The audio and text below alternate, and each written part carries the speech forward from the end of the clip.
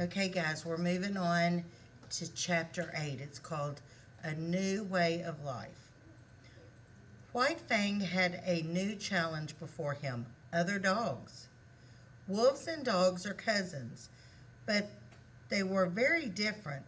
Dogs had lived with humans for so long that most of their wild heritage was lost. Wolves, on the other hand, did not understand the feeling of belonging to anyone. They were used to moving at their own pace and going wherever they liked. White Fang had a lot to learn about the rules of dogs. As soon as the dogs saw White Fang and Quiche, they attacked. The cub met them with bared teeth and snarls, but he was no match. They piled on White Fang. There was a mass of growling, angry dogs with teeth gnashing against fur. Keach strained against her leash, trying to reach the fight. White Fang bit at the oncoming legs and bellies. They knew that the wolf cub was different, that he was not all dog. They knew that he was from the wild and an outsider. They wanted him to know who was boss in the camp. The men jumped in, yelling and pulling the dogs apart. In a few seconds, White Fang was back on his feet. He shook himself off and went to stand by his mother. He was not badly hurt. He only had a few scrapes, but he was shaken up. Why had these dogs tried to hurt him? Why did his mother not try to help him? He watched as the men pushed the dogs back with clubs. Although he did not know the word justice, he was beginning to understand its meaning. His respect for man and his mistrust of dogs was growing. Gray Beaver took Quiche and White Fang to his tent. White Fang looked inside of his new master's home. The tent looked very much like the cave. It was dark and dry and quite warm. It smelled very different, though. White Fang was not used to the smell of cooked meat or dried animal hides or humans. These strange new animals did not smell like anything in the wild. The cub stepped back, afraid and confused. He belonged outside and would stay there. Gary Beaver's wife, Clue Koch, and his son,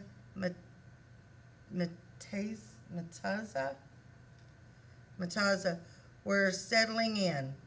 They secured the tent and set up their beds and family goods inside. They worked without talking.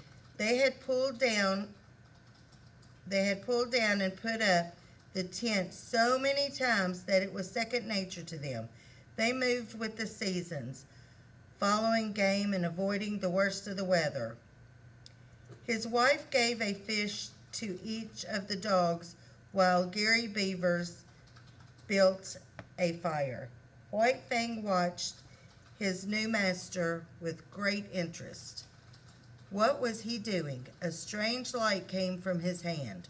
White Fang moved up closer. The light was also warm.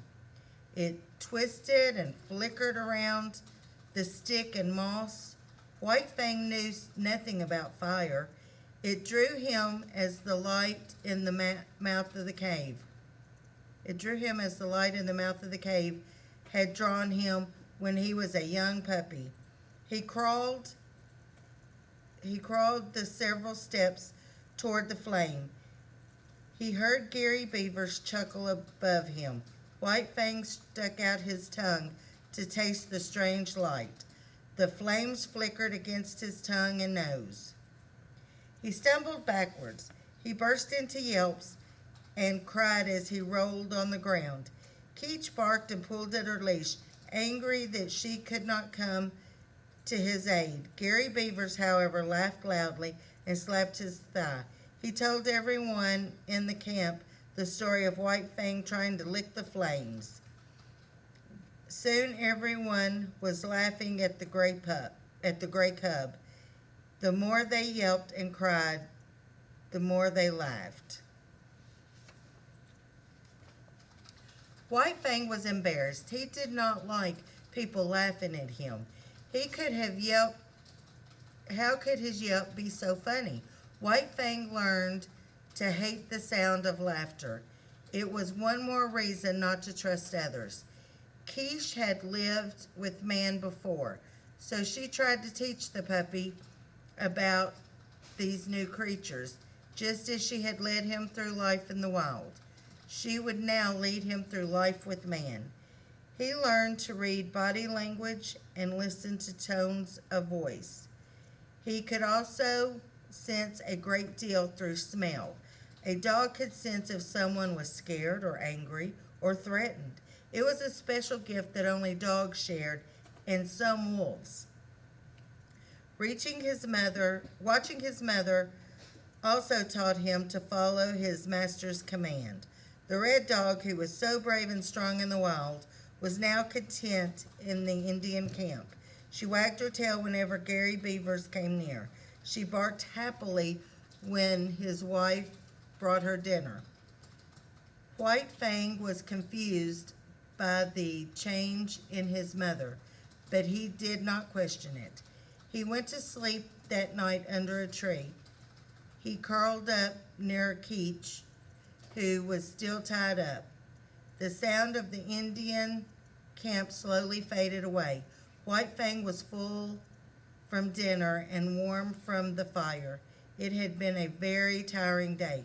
First he met the man, then he had a fight with a group of dogs, then burned his tongue on the flames. He was exhausted. He fell asleep to the sound of his mother's breathing and the campfire crackling nearby.